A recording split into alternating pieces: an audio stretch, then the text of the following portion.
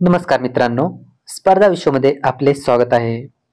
मित्रांनो बघा, आज आपण या व्हिडिओमध्ये ग्रामसेवक भरतीसाठी महत्त्वपूर्ण प्रश्नसंच घेणार आहोत. त्यामुळे हा व्हिडिओ तुमच्यासाठी खूपच फायदेशीर ठरणार आहे. व्हिडिओ शेवटपर्यंत नक्कीच बघा.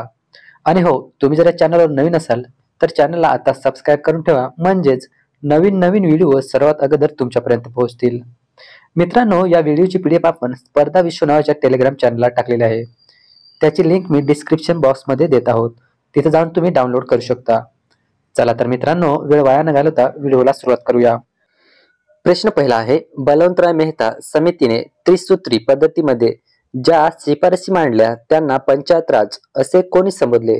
तर बघा मित्रांनो, त्यांना पंचायत राज असे पंडित जवाहरलाल नेहरू यांनी संबोधले होते. म्हणून ऑप्शन क्रमांक 4 या प्रश्नाचे योग्य उत्तर होईल. त्यानंतर पुढे बघूया. प्रश्न क्रमांक 2 आहे, जात हा बंदिस्त वर्ग आहे. बघा, जात हा बंदिस्त वर्ग आहे असे कोणी म्हटले आहे? तर बघा मित्रांनो, जात हा बंदिस्त वर्ग आहे असे डॉक्टर बाबासाहेब आंबेडकर यांनी म्हटलेले होते. म्हणून ऑप्शन क्रमांक 3 या प्रश्नाचे योग्य उत्तर होईल. त्यानंतर पुढे बघू. प्रश्न क्रमांक 3 बघा, पंचायतींना स्थानिक स्वराज्य संस्था म्हणून कार्य करण्यास सक्षम करण्यासाठी राज्यघटनेच्या कोणत्या अनुच्छेदात लिहिले आहे? मित्रांनो, राज्यघटनेच्या कोणत्या अनुच्छेदामध्ये लिहिले आहे? तर बघा, या प्रश्नाचे योग्य उत्तर काय आहे? ऑप्शन क्रमांक 3 बघा, अनुच्छेद 243 जी. अनुच्छेद 243 जे हे योग्य उत्तर आहे. म्हणून ऑप्शन क्रमांक 3 या प्रश्नाचे योग्य उत्तर होईल. त्यानंतर पुढे बघूया. ग्रामपंचायतीच्या अर्थसंकल्पास पंचायत समितीने किती दिवसात मंजुरी देणे आवश्यक आहे? ग्रामपंचायतीच्या अर्थसंकल्पास पंचायत समितीने किती दिवसात मंजुरी देणे आवश्यक आहे मित्रांनो? तर बघा, या प्रश्नाचे योग्य उत्तर काय होईल? ऑप्शन क्रमांक 3 2 महिने. 2 महिने मंजुरी देणे आवश्यक आहे. त्यानंतर पुढे बघूया. अंधांसाठी पहिली शाळा बातमी सदन. अंधांसाठी पहिली शाळा बातमी सदन. बघा, बातमी सदन खालीलपैकी कोणी सुरू केली? तर मित्रांनो, अंधांसाठी पहिली शाळा ही पंडिता रमाबाई यांनी सुरू केलेली होती. म्हणून ऑप्शन क्रमांक 4 या प्रश्नाचे योग्य उत्तर आहे. त्यानंतर पुढे बघू. खालीलपैकी कोणते ठिकाणे युनेस्कोच्या जागतिक वारसा स्थळांच्या यादीत येतात?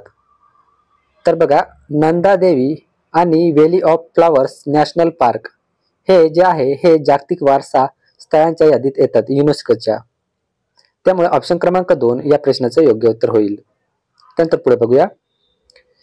एकच प्याला या पुस्तकाचे लेखक खालीलपैकी कोण आहेत? एकच प्याला. बरं का, एकच प्याला या पुस्तकाचे लेखक खालीलपैकी कोण आहेत? तर बघा मित्रांनो, या पुस्तकाचे जे लेखक आहेत राम गणेश गडकरी यांचं हे पुस्तक आहे. त्यानंतर पुढे बघूया. भारताची पहिली आपत्ती व्यवस्थापन योजना कोणी सुरू केली? बघा, भारताची पहिली आपत्ती व्यवस्थापन योजना कोणी सुरू केली? तर मित्रांनो, ही जी आपत्ती व्यवस्थापन योजना होती ही नरेंद्र मोदी यांनी सुरू केलेली होती. म्हणून ऑप्शन क्रमांक 4 या प्रश्नाचे योग्य उत्तर होईल. त्यानंतर पुढे बघा.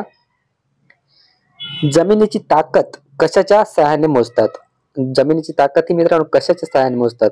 तर बघा, जमिनीची ताकद जी असते ती पेनेट्रोमीटर याने मोजली जाते. म्हणून ऑप्शन क्रमांक 1 या प्रश्नाचे योग्य उत्तर आहे. त्यानंतर पुढे बघूया. खालीलपैकी कोणता प्रथिनांचा समृद्ध स्रोत आहे? बघा, खालीलपैकी कोणता प्रथिनांचा समृद्ध स्रोत आहे?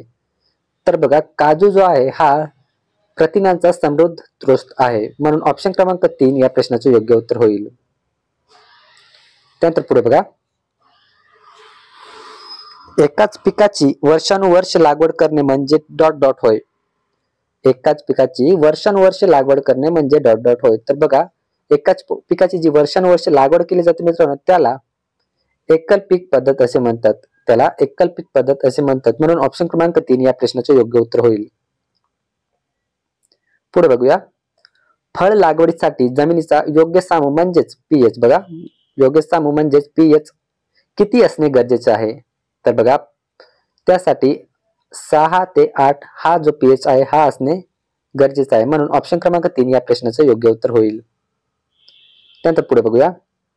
भारतात एकूण किती पिके क्षेत्रापैकी सुमारे किती टक्के क्षेत्र कोरडवाहू शेतीखाली आहे? बघा, भारतात एकूण पिके क्षेत्रापैकी सुमारे किती टक्के क्षेत्र हे कोरडवाहू शेतीखाली आहे?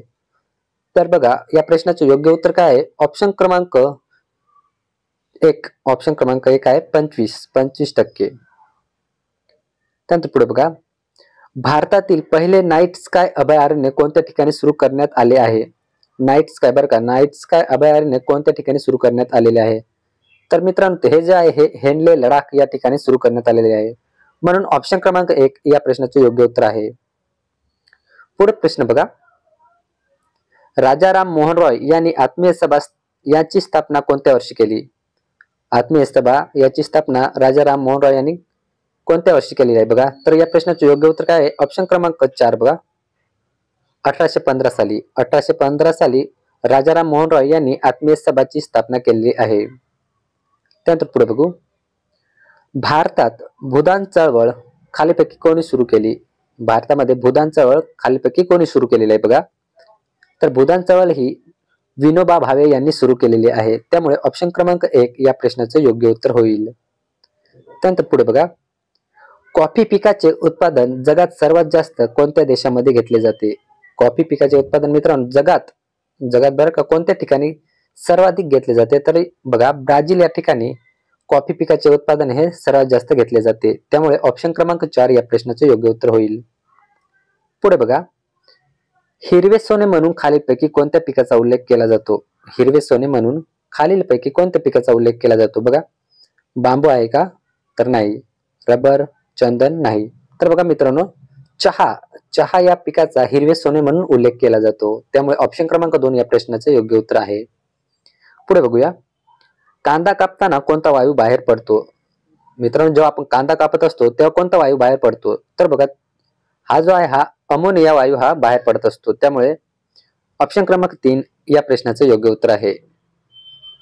पुढे बघा, पर्जन्यमान मोजण्यासाठी कशाचा वापर करतात? पर्जन्यमान मोजण्यासाठी कशाचा वापर करतात?